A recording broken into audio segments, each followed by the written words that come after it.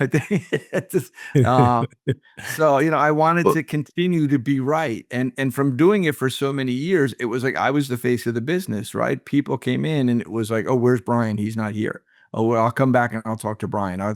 So we've gotten away from that a lot ever since we moved our store to this new location. People come in and they're like they want to ask for me, and at the same time they're able to see, oh, I have this gentleman Michael working for me. I have April, another young lady, a woman Linda who works for me, and then my sister Lisa, who's an unbelievable salesperson, and she helps run the store, and my daughter Abigail, who also has taken like this like a fish to water. welcome to the Founder's Journey podcast, where we unravel the life stories of unique and successful entrepreneurs. We will take a deep dive into their highs and lows and over-the-top accomplishments. So get ready for the Founder's Journey podcast with your host, Jimmy Dulambakis. All right, everyone. Welcome to the Founder's Journey podcast. We have Brian McLean here. How you doing, Brian? All right, Jimmy, how are we doing today? I'm doing great. Thank you for being on the podcast. I'm excited about interviewing you today. Let's talk about a little bit about your career. What's your company? What do you do? So my company, my store is Simone's Jewelry. We're a retail jewelry store located in Shrewsbury, New Jersey. Or in our 36th year of business, we started. The first day of business was Black Friday, 1990. So what a great day to be, to open a store. We purchased a very small store and in a mall, and we started there. And we actually just celebrated this past Thanksgiving was our 35th year in business. So we're very excited and blessed to been rolling so long here. So thanks for having Awesome. me. 36 years, huh? So tell me about so you've been a jeweler, you've owned the store, then you say you moved to a different store, you expanded? Yeah, so the first store I had was in the Monmouth Mall. And it was a very small store, 235 square feet. It was a kiosk, like the mall used to have kiosks against the walls, and we converted it into a miniature walking corner store. So you kind of walk through it on a corner. We were right up by Macy's, and we were there, like I said, from 1990 till 2017. In 2017 of September, we moved over to Shrewsbury. A customer of mine was a also property manager, and he knew I was looking for a spot. And I had been looking for quite some time, but everything I found was either south of the mall, and they didn't want it to be south of the mall because there was a divider in the hideaway. And I always felt that that divider would be a problem for getting traffic, back and forth. So, I just couldn't find anything. And then he came to me one day. I went and looked at the spot, and it turned out to be great. We're right next to Bagel Masters in Shrewsbury. Everybody, if they know Bagel Masters, it's a packed little center, and that's really helped us a lot. So, Awesome, awesome. So tell me about I guess your path doing this. Like, why did you become a jeweler? Like, what was the reason behind it? quite accidental, I guess you could say. I really didn't know what I wanted to do. I had no direction going on. I was probably at a time of my life where I was just kind of getting out of high school and just kind of a little lost at that stage. And my sister was dating a guy who had a couple stores, and one of them was up in Brooklyn, New York. It was a flea market called Caesar's Bay Bazaar. So anybody who might see this and knows Caesar's Bay Bazaar, it was a rocking place back in the 80s.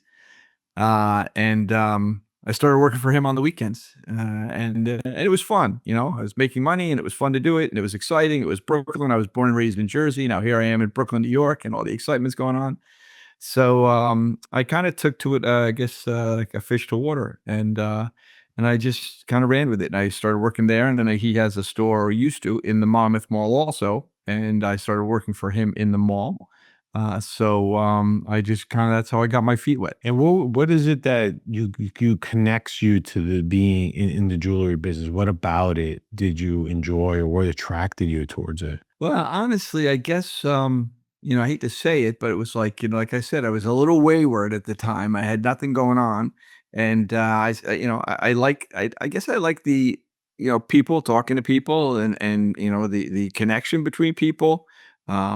uh, the excitement of it. And then as that grew, as I stayed there working for him, I had some ups and downs along the way. That was 1982. I started working in the jewelry business, and I could say for the next 5 years or so, my life was a little rocky. And then at a point, I got my life together and realized that here I am. I was 18 and I'm 23 years old, 24 years old or so in that area. And I realized that, I better pay attention. I'm pretty good at this. And at this point in my life, I better make this work. So I kind of just stuck to it and I was good at it. And I was good with communicating with customers. And I knew kind of what people were looking for and I was able to put things together. So I think that was a good thing for me. So like kind of like solutions and figuring out matching up the person's personality with the item, right, that they're purchasing. And when they were like, "Wow, this is amazing!" Like, did you enjoy that part of them walking out with the product, or was it more solving the connection between the item and the personality? Oh, yeah, it was always great when somebody came in and they left with something and they were excited about leaving with something. I think even more exciting. I think in the beginning, working for my brother-in-law, a lot of it was we did some custom work, not tremendous amount. A lot of it was what it was shown out of the showcase, and we did repair work for him. But then, as I developed and grew and got into my own business, we do a lot of custom work. So that to me is like the best part when you sit down with somebody and you design something or come up with ideas and then they come in and see this piece that they only imagined in their mind, and then they walk away with it. That's like a great feeling because they're just amazed. And we do today, I know I'm jumping around a little bit, but today we use a lot of CAD work, a lot of computer aided design, as well as just freehand work. So with the computer aided design, the customer gets to see an item that looks like what it's going to be, but nothing really compares to the finished product. So when a customer comes in and picks it up and just loves it, it's great to see them walk out the door with that. Tell me a little bit more about like how the programs work and like how technology is advanced from 36 years ago to now. Oh, it's huge. Everything before was sketches on paper, which we still do, but the wax carvings. So jewelers, and I never really got into the carving waxes. I'm not a jeweler. I own a jewelry store. I do a lot of design work, so I could lay things out and come up with designs on computer and paper, and then I have jewelers who put it together for me. Um, but with that said, going back probably about 20 years ago, I bought my first CAD program. It was called GemVision, and it was based on Rhino, laid on top of Rhino, which is a developing software. And I went to a couple courses, and I learned how to use the program to a point. But I found it hard if I didn't dedicate all the time to that. I wasn't getting good on it, so I kind of had somebody else working it for me. But the ability to design in computer, to create something, to grow the model so somebody could see it, just like they do with everything now. I think the jewelry industry was one of the last industries to actually use CAD work. Um, and it's just created it's completely night and day from what it used to be, not only for the customer but for the jewelers who are working on it because they could see what's going to work and what's not going to work. You spend a lot of time carving a wax to realize it's not going to come out right. There's a lot of time involved. So you have somebody with a CAD program who can whip together a design, and say whip together, it takes a little time, but you could change all little specifics before you go. You want larger diamonds on the side, you want different shapes, so everything can be changed within that model before anything is completed uh, in real Yeah. life. And I think something that I think is underrated is like, for example, you mentioned that you tried to learn the program, right? You got into it, you learned a little bit of it, right? But then you realize, it's not for me. But you learn bits and pieces. So now, as a maestro, right, in the orchestra, you understand every instrument, right? And that's part of being a business owner, right? Is like going in and while he's designing, you're like, hey, can you tweak this? Oh, I don't know if I can do it. No, if you do this, you could.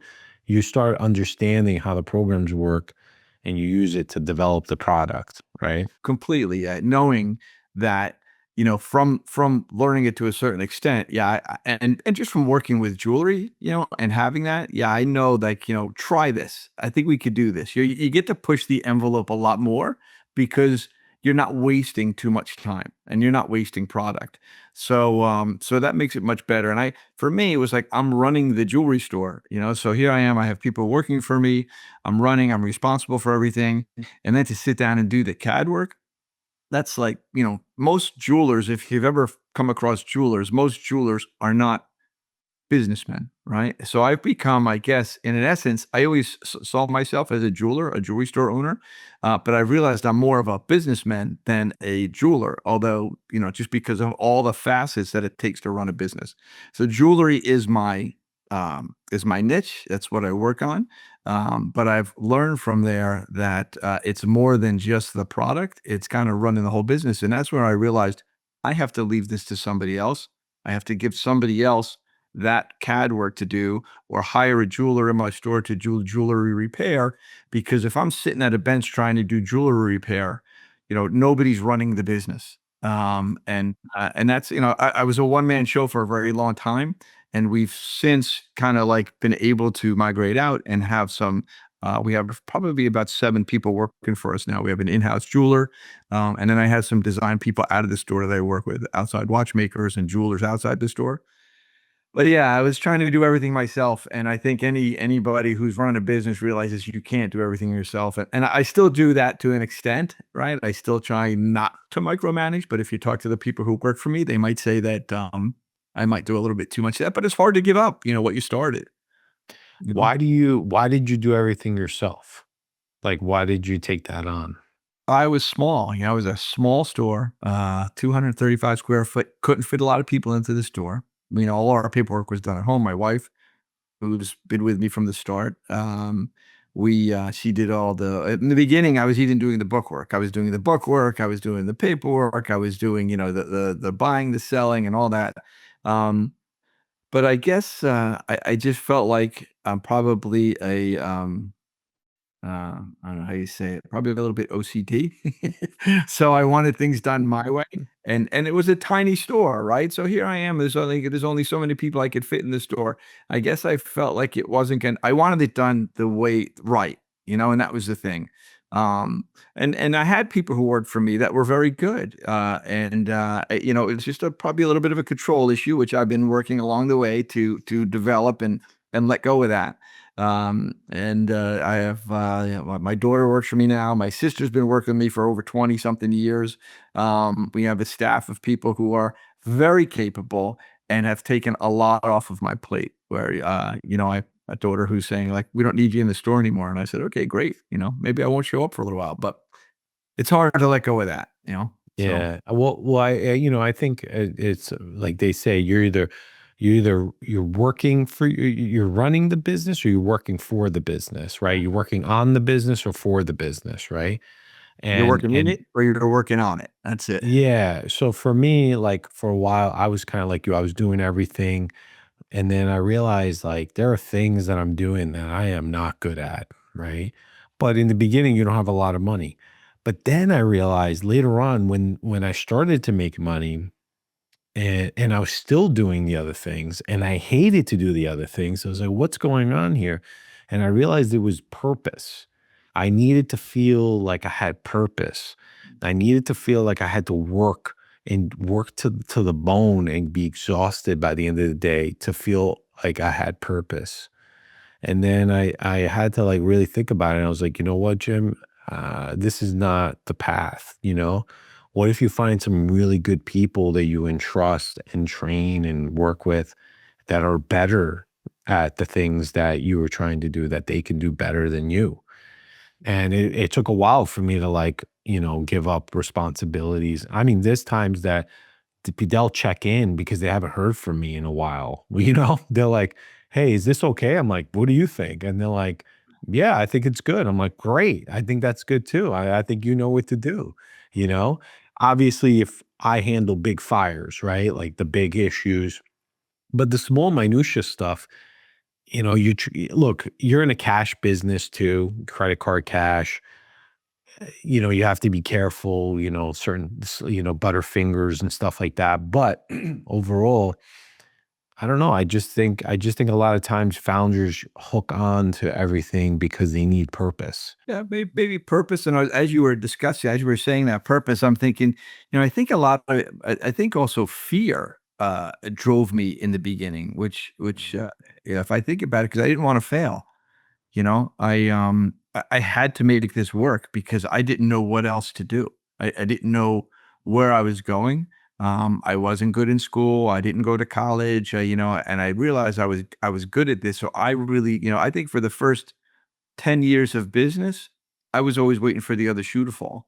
And maybe that's good because it motivates you, it keeps you going, it keeps you on your toes. Um, Wow. but at the same time, it's not a great way of healthy internal feeling to live. Although, it wasn't like I was driving myself crazy, but I think that fear was a big motivator for me. And today, after so many years in business, whether it be I'm getting older, I've been in business so long. I do have people. I don't really worry about anybody stealing from me. I really don't. Um, like I said, I have my sister there. I have my daughter there. I have three other people that work, a jeweler. Um, I still have a hard time of letting go, because I think I have a little bit of a control issue. I think it's just, so, I wanted Well, to continue to be right, and from doing it for so many years, it was like I was the face of the business, right? People came in and it was like, "Oh, where's Brian? He's not here." "Oh, well, I'll come back and I'll talk to Brian." So we've gotten away from that a lot ever since we moved our store to this new location. People come in and they're like they want to ask for me, and at the same time they're able to see, oh, I have this gentleman Michael working for me. I have April, another young lady, a woman Linda who works for me, and then my sister Lisa, who's an unbelievable salesperson, and she helps run this store, and my daughter Abigail, who also has taken like this like a fish to water. But I'm I've been working with a group since we moved called the Independent Jewelers Organization.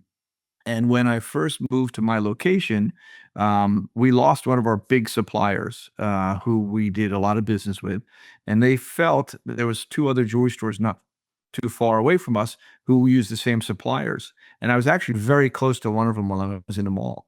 So when we moved, my salesman came to me and said, "Listen, we're not going to be able to sell to you anymore because so and so, they don't want us to sell to you." This is crazy. What are you talking about? So fear jumped in, fear came in. What's going to happen? How am I going to make this work? And then they said, "Listen, we'll sell to you, but you can't advertise that you carry our product." And I was like, "You know what? Forget about it." One thing I've learned in business, there's enough business for everybody. First of all, I really believe that. I don't care how close you are to anybody. There's enough for everybody. Um, and I wasn't, and my faith has grown stronger. And I maybe wisdom, and I realized, I didn't need them. I can make this work somehow.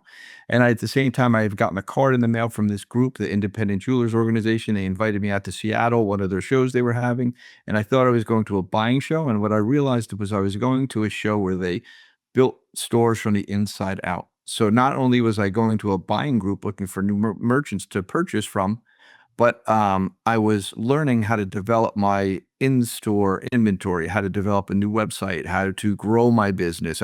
So it was like all of a sudden my business grew completely to different levels. So from 2017, it's like a new store. And I'm still learning to now let go and delegate and come up with systems in my store, which I think a lot of stores maybe do early on. But it was not something that I worked for a gentleman who did I worked for a gentleman who did everything himself also. So I think that's one of the reasons I mm, learned from that. It was not yeah, the brought into the business. old Old school. school. Yeah, Yes. Old school yeah. handwritten receipts, don't trust anybody. And then one of the things they used to say was, if anybody asks how business is, you tell them it's bad. And I said, "What?" So I started working my own store, and I'm like, people would come to me, and I'm like, who would want to buy from a store or a place that things are bad? So I used to tell them it's good because it was good, and Yeah. I've learned to be much more positive, which That is nice. I want to go back to the distributor, because you just opened the store and they're like, "Hey, we can," you're like, "Oh my God, this is Oh, crazy. I just laid out all this money and you did the build, the and they were our marketing." biggest distributor. Right, right. So you're like, "My God, we're not going to be able to carry XYZ." But I think, like I believe in faith, and I think that, it all works itself out, right? And you ended up joining this other group, and it brought tremendous knowledge, it looks like, to new systems, right? So for me, business is execution. You can have shitty marketing, you can have, you know, okay product, but if your execution's great and it's consistent, people come back. Obviously, you want the product to be good, but I'm just saying, Yeah. let's say you had a fantastic product and bad execution, people will come once or twice, and then after a while, they're like, "I'm done. I can't." You know? Yeah, it's not Um, just that product. It is what we offer. I think it's yeah, what stands behind that product, yeah, and that's what people like brand. They have a lot of brands. I think we're our own brand in our store. So we don't carry any designer brands, so to say, maybe a couple, but really we're I think we're the brand, the people who work there. Let me ask you, the name Simone, where did it come from? Is there a story behind it or no? No, no story. That was the name when I purchased the store. Okay.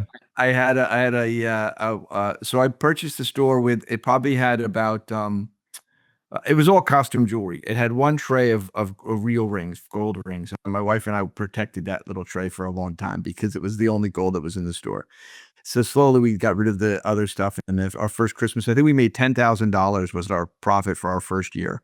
And went back into the business and so forth. But we left the name. In 1990, I purchased a store. I had no money behind me really. I had just enough. My father-in-law lent me $10,000. I was in a car accident, which about a year before, and I had gotten, like I said, I got my life together. Thank God prior to the accident, because if I'd gotten that money from the accident, I probably would have blown it on things that weren't very necessarily good. So I saved that money knowing I wanted to open my own store, and I was able to pay my father-in-law back that year, and we started building from there. And it was like I said, it was a little store. It was 235 square feet. I keep saying that. When we moved to our new location of 900 square feet, it's almost 1,000 square feet. We had enough merchandise to lay out in all the showcases and on the walls, and we really filled the store because I had every square inch of that store packed with merchandise. We needed new merchandise, which we finally got, and built on there. But it was kind of funny. What we did open, we were able to expand to this store, something larger. But I kept the name because a girl who worked for me, Kathy, who's still one of our great friends, married my best friend. Uh, she used to tell everybody she was Simone. So I left it at that. Is So Simone whenever here? Yeah, yeah, yeah, yeah. whenever there was an issue, we sent her to Kathy and said she's Yeah. Simone. So um, That's funny. Let me ask you, so you moved from like a New York City apartment to a house, right? And you realized that the New York City apartment was packed to the gills yeah. with stuff, right? Because you're like, what you have, Yeah. you're like, wow, we have Can you all this. relate? Yeah, yeah, yeah. And then you laid it out nicely spread out, like you had, people can see it. Yeah. Yes. Any let's go back. Actually, I want to come back to the store later on, but let's go back to like kind of your childhood. You grew up, I'm assuming in the when 50s, like what like what, 60s? 50s. How old do you think I am? Come No, no, on. I I know I'm losing my hair, but no, I was born in so 64. Born in okay. '64. So tell me So about growing up. Where did you grow up? What was your family structure like, siblings and stuff like that? Your upbringing. so I grew up in West Long Branch, New Jersey. That's where I was born and raised. I was the youngest of four. I have an older brother, Donald, a sister, Amory, and then Lisa, who worked for me. And then I was the youngest. I had a great upbringing, great, big extended family, a lot of cousins. My parents separated when I was about 12 years old. There was a lot of turmoil in the house, and I think for me, that's probably one of the reasons I ended up, my path. Like I was saying, a couple of times referred to it. I kind of had a wayward path, and it's nobody's fault of but my own if it's a fault or just the way I went. And I got kind of lost. I got involved with a lot of drugs and alcohol. Through high school. I did not actually get out of high school. That was all due to like I said, excessive drinking and so forth. Um, and my life wasn't going in the right direction at all. So as far as plans for life, how did I get in the jewelry business? Like I said, it was an accident. It was, I look at it today, it's just God's will. It's the way things were supposed to happen in my life for whatever reason that was. And I definitely, things got dark for me, and somewhere around 1987 is when I turned my life around. I was given an opportunity. Um, some people really cared about me, my family. I know all of them did, and I was given an opportunity to get some help, and I did, and I took that opportunity.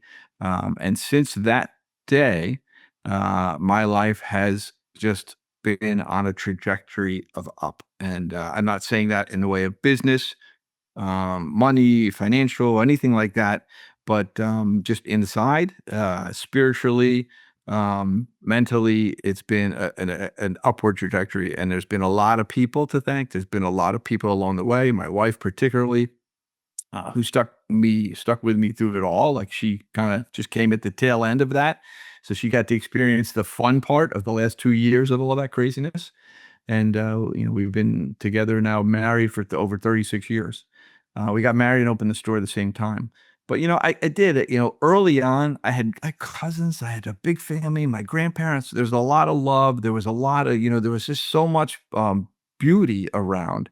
And somehow I think I got attracted to the exciting, what I thought was exciting, and it Do you wasn't. do you think it was an escape or was it attraction? Oh, well, I think it was an attraction in the beginning. I definitely think I was attracted to it because I saw older kids doing it. And I think for me, there was always a hole. I always had this hole inside, and I felt like I felt like I had an intuition of things that were going on. Like I knew what was going on with my parents at a young age. I just knew. I remember things weren't right. And I had this feeling, but I had no way to talk about it or put a finger on it. Um, and there wasn't a lot, you didn't discuss the family Well, business. that's what I was gonna get to. Back then, it was just be quiet, go play, Yes. like, Yeah. don't there Yeah. was no, "Let's Uh, sit and talk," and things like that. Absolutely. Not really. Although my mother, tried. I think she did an amazing job for a woman raising four kids.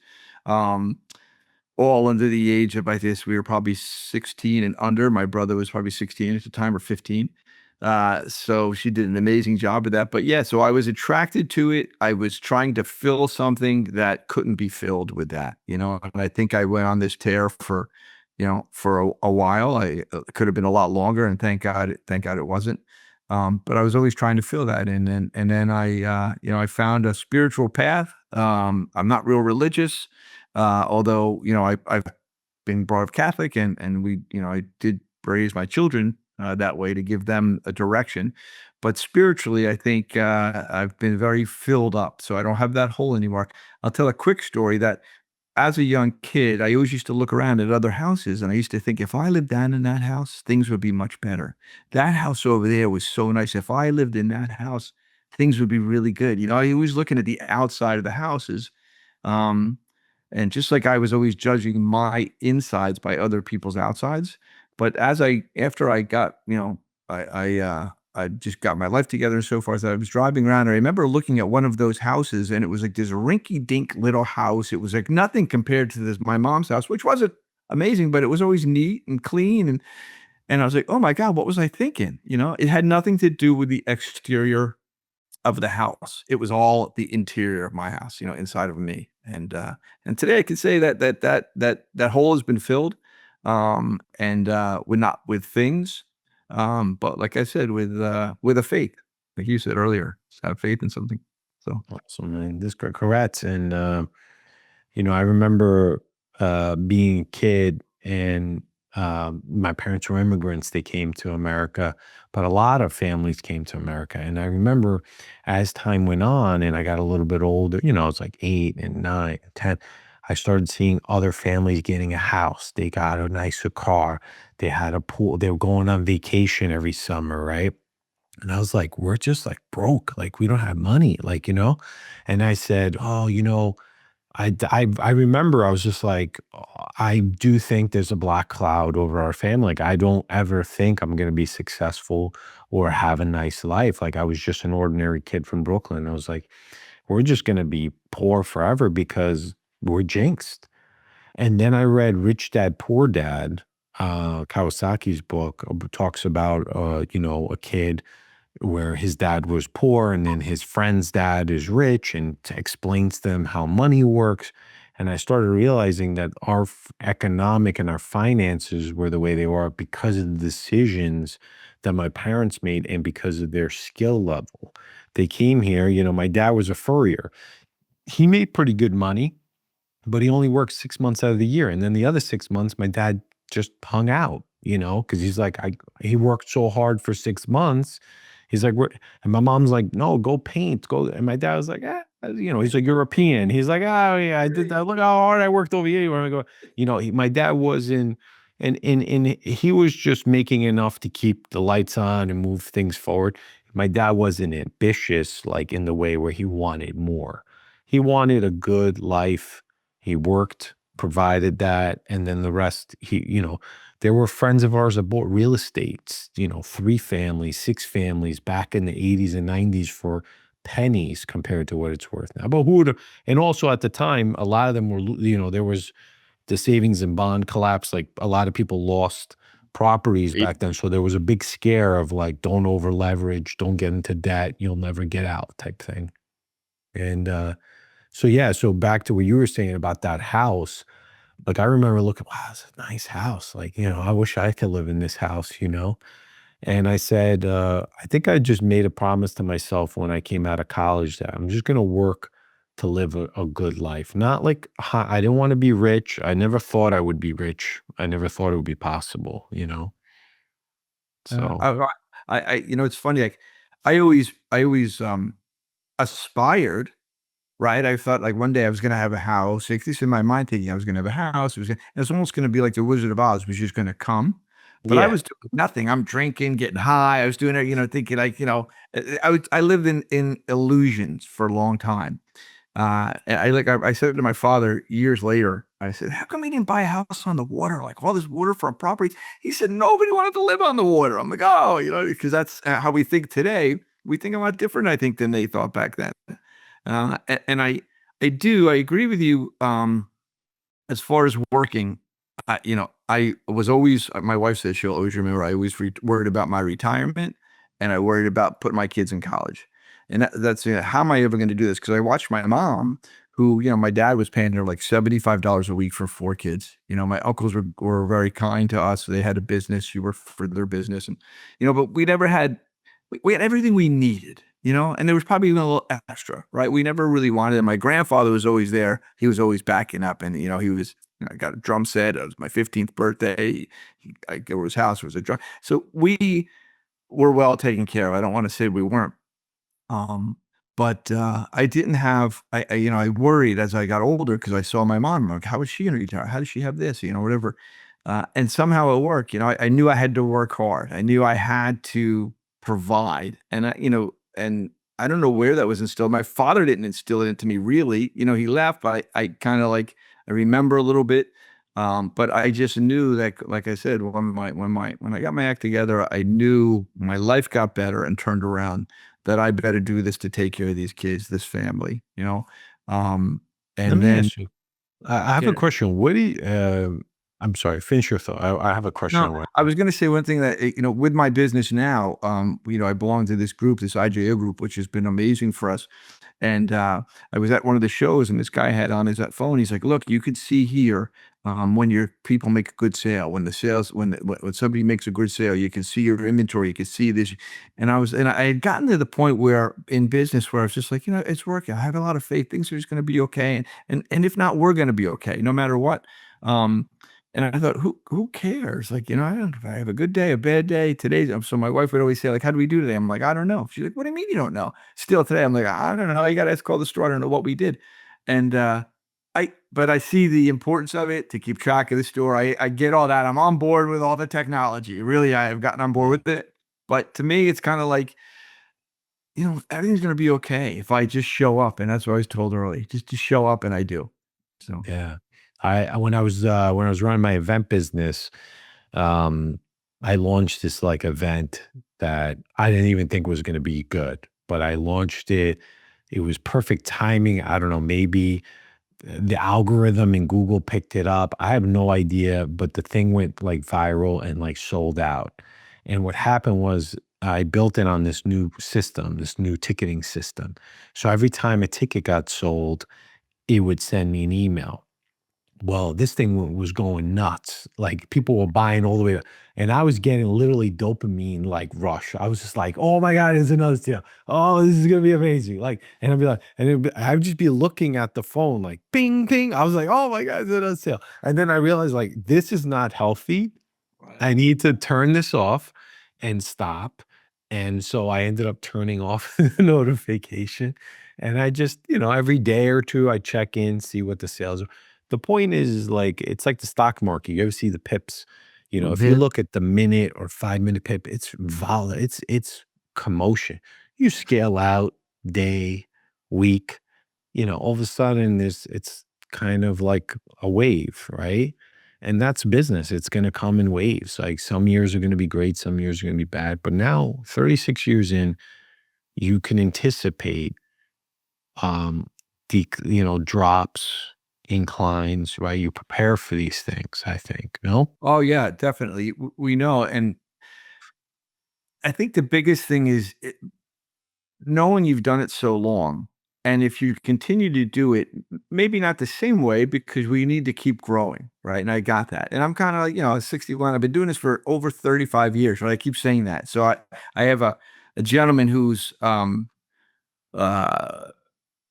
I say like he's an important part of my life and like a mentor in a way. And I keep talking about retirement. He said, I don't want to hear the word retirement out of your mouth anymore because I started getting hung up on retirement. Like I got friends in the fire department and the policemen. They've done jobs 25 years. They're out to collecting pensions. I'm like, I'm ready. I'm been doing this for a long time.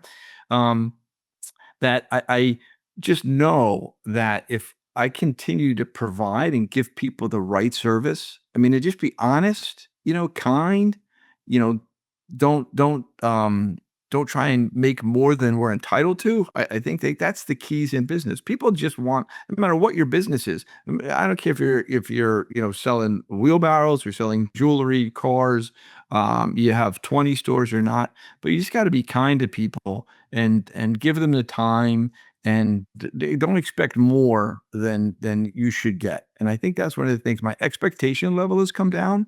And I just know that we need to, like I said, provide the right service, be honest, be caring about their product, about the people's jewelry. And I think that's a great thing for success, right? It's a message of success, whether you're Apple or not, right? Although as corporations grow so much, it's a little hard to get in touch with the emotional side of that.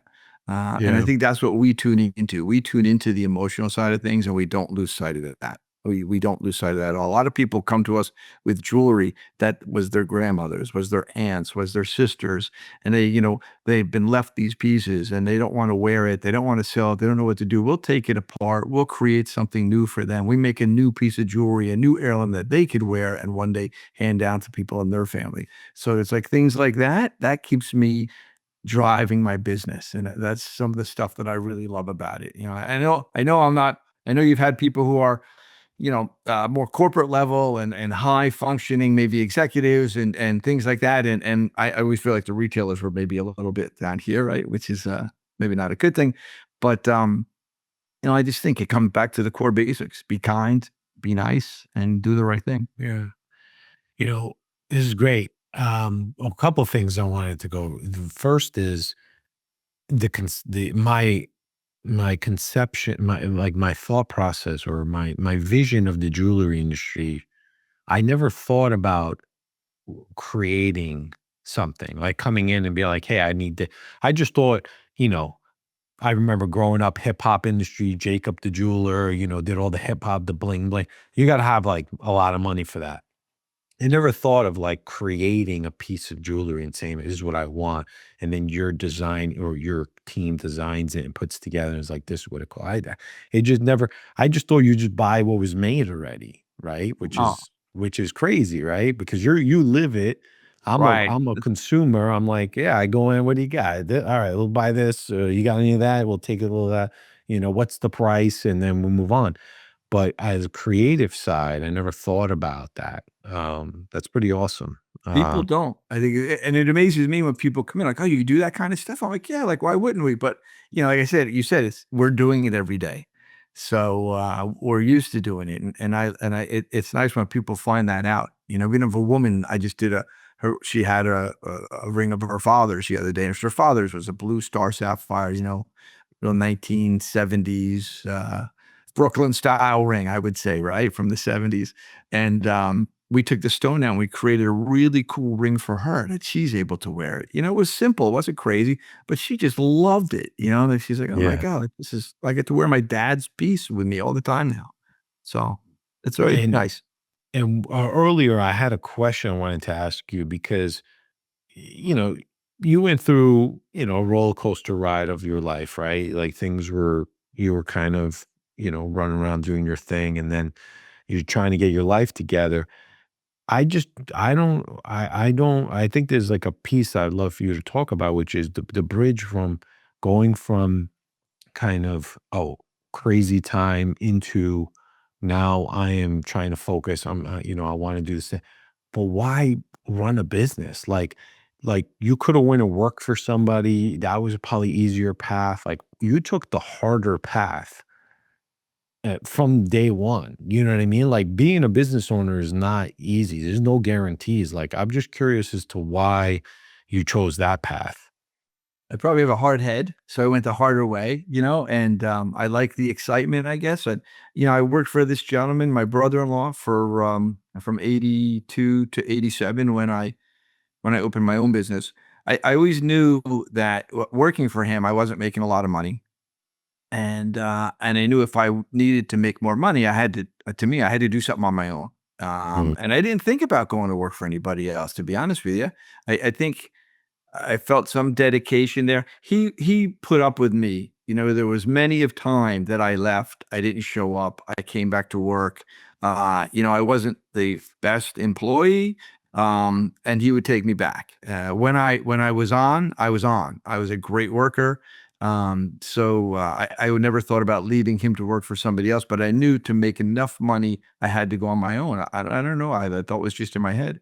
So I kept looking for a business with him to go into business together. But every time I found a spot, because I really thought I was going to do something with somebody, with him, they didn't like the spot. They didn't like whatever. And this opportunity came up and I thought, I can afford to get into this. It was small enough. It was a way to get into it. Um, and I like excitement. That's why I was the way I was. That's why I was drinking and drugging. That's where I was that excitement I was looking for. And maybe this gave me that excitement. Um, I never crossed my mind to go work for anybody until before I moved out of the mall. I said to my wife, I'm either going to quit the jewelry business or go work for somebody because my little tiny store was getting so busy. And, my office, people say they have stand up desks nowadays. There was no chairs in my store. I stood at the counter at this tiny little desk. And I couldn't take it. It was just too much. And I think I was getting more peaceful. Myself, I was gaining more peace in myself. So the activity was getting too much for me. I said, I'm either So, going to like work for less somebody else. so you kind of fed off the chaos I of the did. store, running Oh, I did around, feed or off. get busy, busy, and then as you became peaceful in your life, you wanted less chaos, Yes. so you were Yes. seeking a more quieter path? Yeah, I did, and that's a long time. It's 27 years in business. It was, 30 years without drinking and drugging at that point, right? So I had found a lot more peace than I had ever had before, but I was just getting to a point in my life where it was just too much. And I said, I'm going to go work for somebody else or get out of the business. And the opportunity came to move. So when you talk about like God shots or moments in your life where, you think that there's not somebody else out there, some supreme something, not that it has to work out for me, but they just work out differently.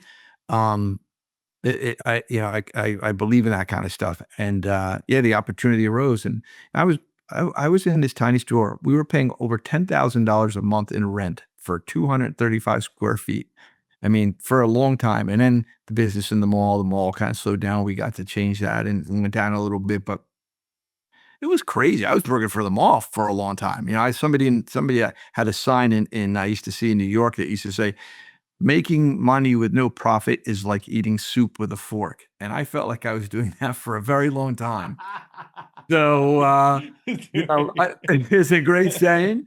And was it unfair? No, it wasn't unfair. I made a living. I was able to save some money and help get my son to school. We bought a house and, and then I finally moved and we were doing the same business. I've been able to grow our business.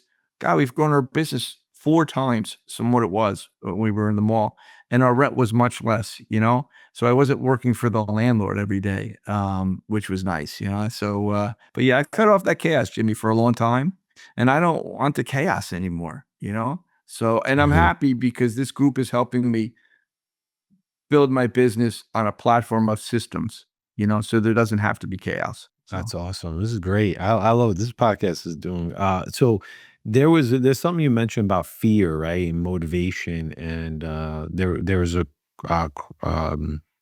kind of like two roads crossing for me. This was, I don't know, a long time ago. Probably when I met my wife, it was probably like I left like a partnership. It was a bad partnership. We split up. And I was just tired. I was tired because working so much, running around, and I was just tired. And I said, you know what? I'm gonna take my skills. I'm gonna go work for someone. So I was in the event business. I was really good at sales. I was good at events, production, all that. So I went and I found this. I applied to a couple companies. They wouldn't hire me. They said I was overqualified because I was going for like mid-level jobs, because I just wanted to get in and meet some people and like kind of like just I don't know, like have like friends that were coworkers and go to the same place, and like I just wanted normal non-chaos, right? I didn't want chaos anymore. I didn't want the risk and the fear of like, oh my God, how am I going to make money this month, right? So I go into the job and it's sponsorship sales for a corporation that does like corporate events, right? So what they told me was like, listen, you have experience. We're going to give you warm leads. I said, okay, great. So I promised myself I'm going to stay for at least 1 week, right? I got to stay in the job for at least 1 week. So day one, I meet everyone. I'm kind of get acclimated. Day two, I start hitting the phones, but they're giving me like cold leads. People are hanging up. They're not really responding. I tell them, listen, what's going on? They tell you, hey, listen, they're like, we want you to like, we want to hear how you do before we give you the warm leads, whatever. I was like, all right, fine. Day three, I tell the manager, I said, listen, I don't know if this is going to work. Because day three, I didn't want to show up. I was like, this is stupid. I don't want to do this. But I was like, no, no, you said a week. Whatever. So day four, I tell the manager, I was like, I says, listen, I don't, it's not going to work. He pulls me into into the conference room. He's like, Jim, I went through this when I first joined here. I've been here now 8 years. I didn't want to do, I called my dad. My dad's like, listen, just give it a fair shot, Mhm. before you know it. Um, and he talked and I looked at him, I said, "This is not gonna work out." This is that's my last day. And I quit, right? Because I realize I it's not that I can't work for someone else. It's if I don't have the freedom to develop and to move quickly, like I can't deal in bureaucratic settings where it's slow and steady. But here's the funny part to what you said. There's no chaos there. It's slow and steady, right? Everything is layered, there's systems, and you just roll through it. And a lot of people do great in those settings. Me, I think I need the chaos to some extent. I need to have the creativity to be able to move in and out of decisions quickly because I can like I think you and I are similar. You can live with a bad decision, right? Yeah. You there, right? I do regret not great, but yeah, I can live with the vision. Yeah, I'm Right. here. But Yep. What happened? but you're a It's little bit saying of a what's that? no, no, yeah, I can hear you. Thank you. Yeah. I'm saying like it seems like you're a little bit of a perfectionist, right? Yes. Okay. Yes. So if you make a bad decision, you live with it, but do you beat yourself up about it? A little bit, a little bit. Yeah, I do because, I I don't. second it, I'm like, "Pff, whatever, dust it off and let's move on, you know? I expect some of the decisions that I make because I have limited information and that I'm like, I look at it as like little rocks in the road or yeah. what do you call potholes that I'm tripping over. I just, I don't expect the road to be perfect. And this was, I mean, in the beginning, I was like, this is ridiculous. These potholes, these rocks, like I was angry about it. It's But always now I gonna be. just, yeah, I let it go. Do I do regret? I'm like, I wish I did that. But I learn from my mistakes. I definitely do. And I still make plenty of mistakes. I tell my daughter who works with me, she wants to take the business over one day, and I say, hey, like, that's how we learn. You're gonna make mistakes along the way, and things happen. And listen, you're dealing with jewelry, which is very tiny, delicate pieces. So, talk about mistakes being made. And some of them are, to us, it could be jewelry. And to somebody else, it is an attachment to the past, right? That's a very emotional piece. yeah, So, when we do make mistakes, you don't want to make a big one with somebody's piece of jewelry. I can say that. Uh, but you're talking about the chaos, and you said you need it. I think I think we're different in age. We're probably what, like 10, 15 years difference, 12 years difference in age. And I think it comes with age a little bit, and maybe that's it. I turned 62, and maybe as I've been getting a little older, and I think a lot of it also as my spirituality built, and I realized that. Um, I like more peace in my life today. It doesn't mean outside my business that I could create chaos. You could talk to my wife, who's been with me a very long time, and she probably say it's very chaotic up in my head. Um, but as far as business goes, yeah, there's mistakes that happen, and I brush them off too. There's not much you could do, and I don't live in the regret of it. So. do you, what do you think about failure? I probably don't do failure great. I failed. I'm sure I failed at a lot of things, right? I've tried. I bought the Gem Vision, the software. I couldn't do that right. I went back to Brookdale after I quit drinking and drugging. I said, I didn't graduate high school. I failed out of high school, right? I went back and I tried to get my GED like 3 times, and each time I'd go back with a six pack, and it didn't work when I was, going back to get my GED with a six pack. So once I stopped drinking, I was able to get my GED pretty quickly. So I said, let me go to Brookdale, and that didn't work for me. So I always look back and said, oh, I failed. I wish I had gone back to school, but then, I'm working my business.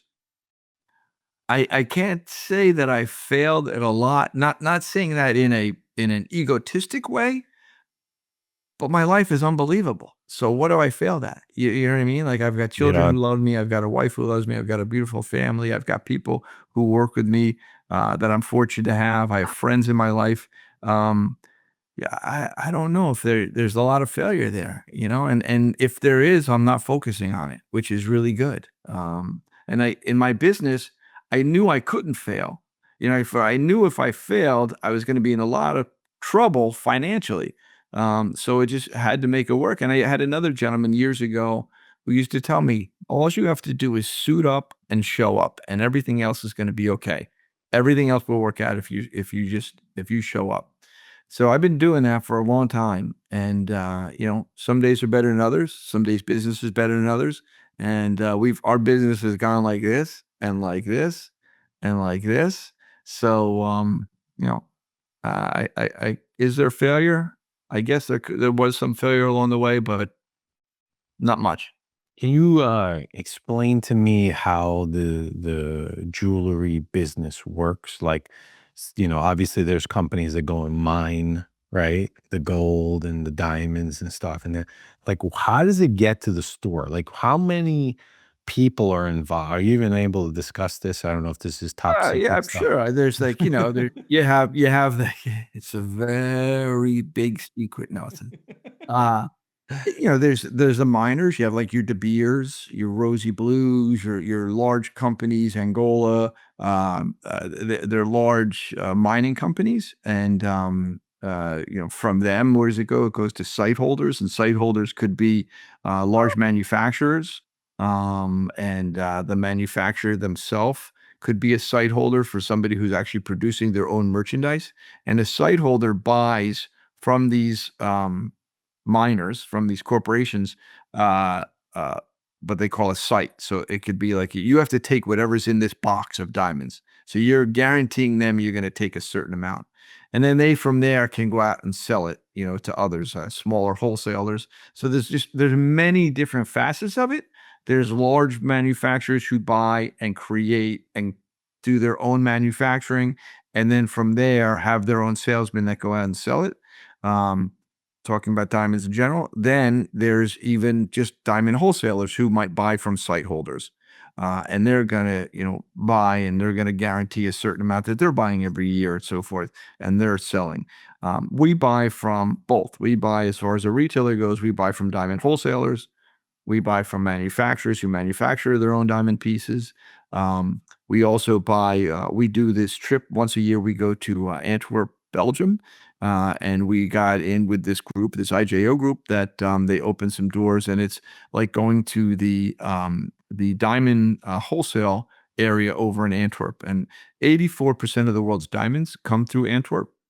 It used to be the largest cutting area. Now most of diamonds are cut and faceted overseas in areas like India is one of the largest, India, China. Um, but the largest and the bigger and the finer pieces are still cut in Antwerp. So we go there once a year, and we do some diamond buying at the end of September, beginning of October. It's a pretty big deal for us. Um, and those, then there's gold, right? Gold manufacturers. They're buying manufacturers that are buying bullion. They're creating, and they have factories where they're buying just pure gold and creating their own pieces and refining, and even taking, nowadays, a lot of gold is so high nowadays. It's gone up a lot, that a lot of people are selling gold. So a lot of that gold that's being sold is being remanufactured, processed again, and being used back. So recycled gold is a big thing that's being used, which is good today. Are we on the end of it, or a retailer, right? So you could say we're on the end of it. Um, so it doesn't mean, it does have to pass through some hands. We're not buying from the mines and selling it to the people at the end. So it's just a matter of trying to get it through as little hands as possible before you get it. And So everybody's very competitive. you said it's called the Site holder. site holder. So the site holder, when the site holder buys from the manufacturer and they say, okay, you're going to buy this whatever lot of whatever, is it by weight or is it by piece? Like, how did they price it? No, it's bond. So exactly, I don't know. So it's the site holder buys from the diamond miners. Like, say Yeah. there's De Beers. Everybody knows De Beers.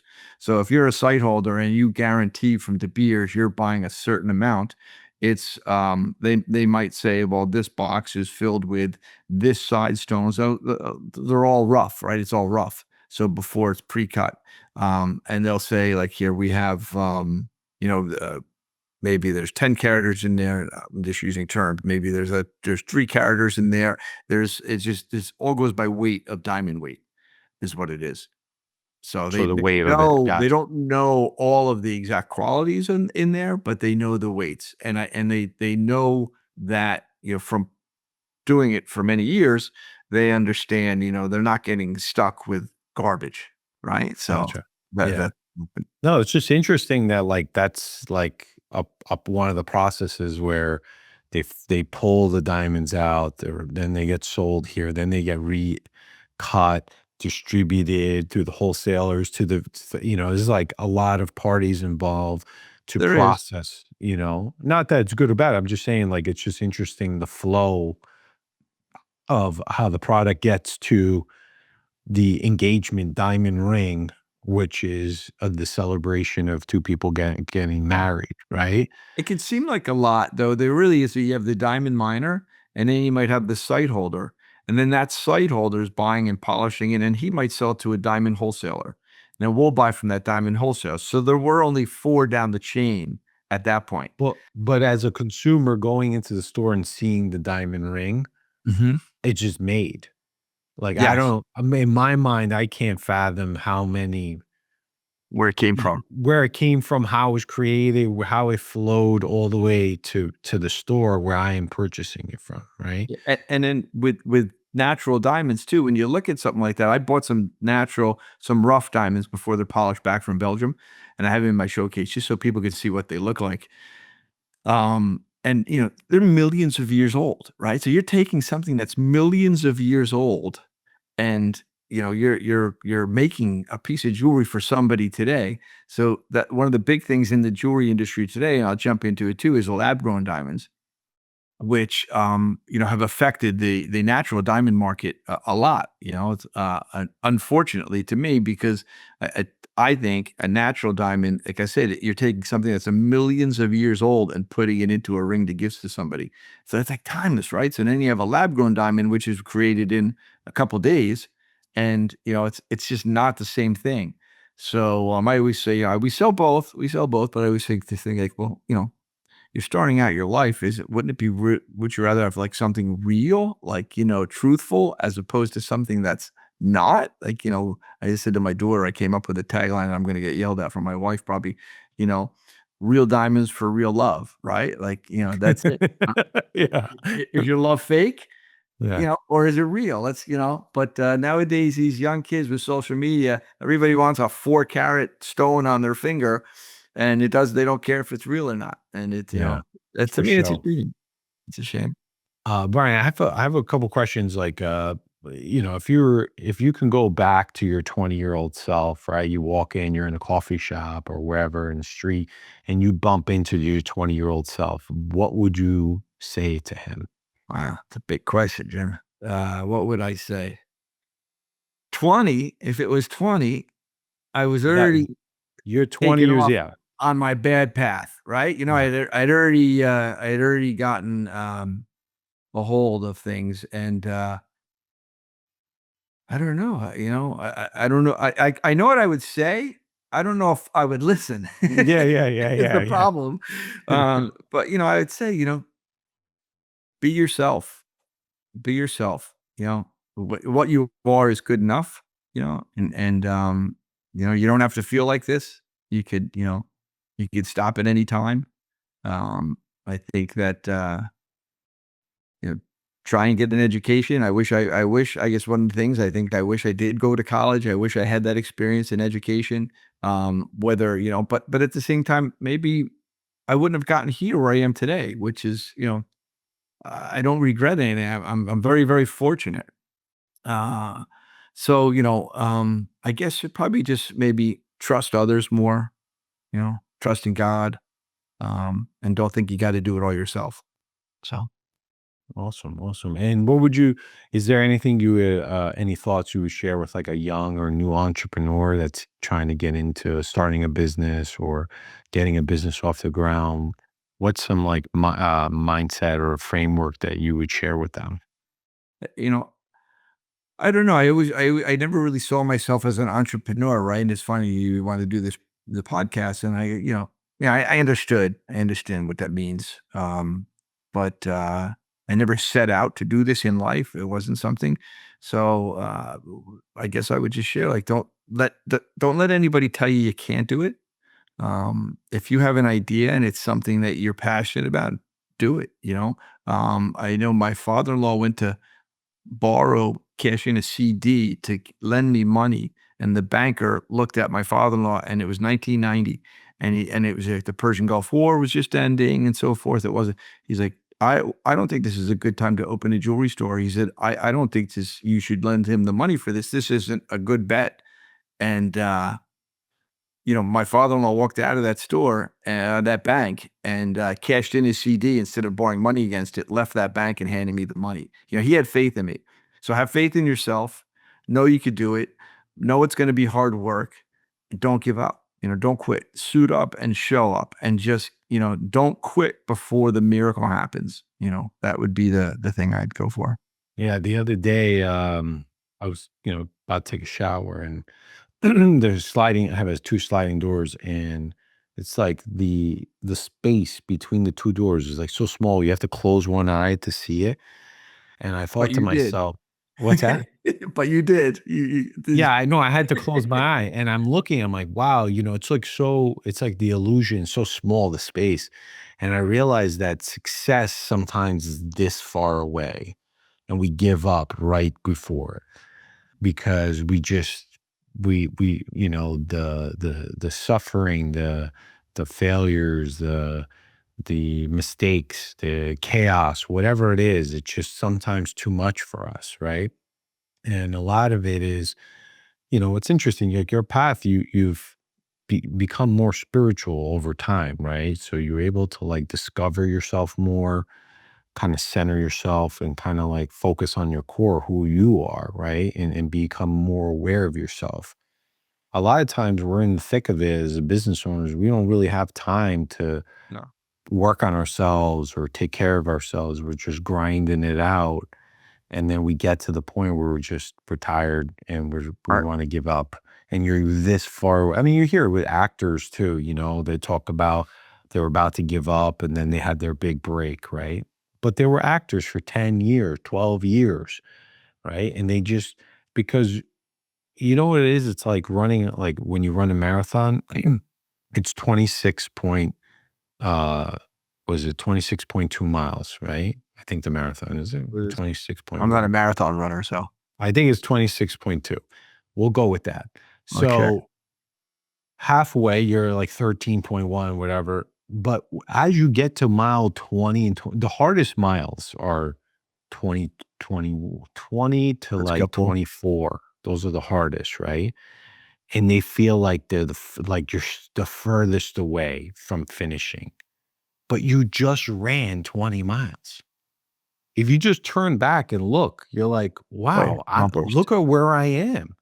As business owners, we don't, as entrepreneurs, we don't do that a lot. Like we don't reflect back to what we did and where we've been. And when you do that, there's comfort in that. There's quietness, there's peace, There So is, but at the same time, it's like, we've got to, it's hard to look, you can't look back because, you got bills to pay, you got people to pay, people that work for you, rent to pay, all that goes with it. So you can't spend a lot of time. That's why I was always told that the front windshield is so much bigger than the rear view mirror, right? I yeah, love that saying. Right? yeah.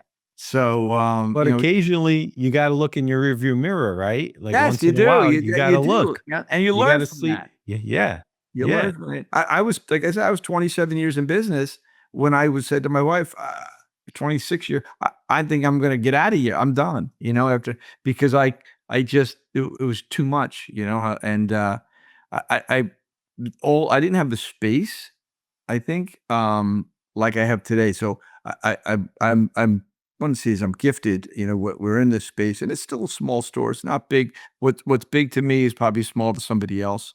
Um, but I've been given the space, and to have uh, these feelings that you were talking about, the spirituality, growing, and so forth like that. I think I was so in it before that I didn't have time for all of that. Although I was still changing, I was still growing, I was doing the things I needed to do to get me away from my old life while I was also running a business. So I was still growing emotionally and mentally and all that while I was growing this business. But today it's almost like I have the time to give back a little bit more to that space, that part of me that wants to grow spiritually, with the business. And that's because of the people that are with me. So Awesome. This is great. Brian, any last thoughts before we wrap up? No, thank you very much. Honestly, I was like, I thought when he asked me, I'm like, what do I have to offer? And I hope there was something that, somebody could take away from it. I just, like you asked what I would tell somebody if they're, don't stop, don't stop, continue. And even if the business you're in doesn't work, and you gave it all you got. From there, it seems we could transition into something else. It's just a quick story. My buddy was a painter and he hated painting, and we fished all the time. And he decided he wanted to buy a scallop boat because we fished together. All of a sudden, he's become a fisherman, buy a scallop boat with a friend with this guy. It was an insane thing buying a scallop boat. Right here, they are going offshore. All this, it was. He's got the best story about it, but he sells scallops now. He doesn't own a scallop anymore, but he has a scallop wholesale business, right? So that didn't work, right? This things can always work, for somebody. Just do your best and keep going, and just have faith in yourself. That's it. And So also, like, to touch on that a little bit, like, when you go to be a painter, you learn something, right? And when it doesn't work, it's so painful for us because we give it, the entrepreneur gives it 100%. Sometimes they lock it up and they put it as like a failure. They don't even want to look at it. yeah, But everything that you do creates skill, knowledge, expertise in different things, and you carry that with you. You will find a way to do it. And look, you know, I'm in real estate. Like, I have a mobile notary business. I mean, do I wake up every morning and go, yes, notary business, here I come? No, I'm not, but I like what I do. I love my team. I love my clients that I work with. We do good work. Everyone makes money. Like, I provide income for all these various people to support their families. It's a yeah, great feeling. And I tell the team, my favorite part of this business is when I pay you, because I know that that's going to support your family and stuff, which is crazy because most owners, it's like, let me keep all the money. I got to be rich. I got to be wealthy. I'm like, I don't look at it like that. Things will work itself out. that's what when we moved, and like I said, we were paying a lot to the mall, and we were, I was able to buy a small house. It wasn't big. It was a small house. I was able to put a little money away, not a lot. We were able to do certain things. It's that soup with a fork thing.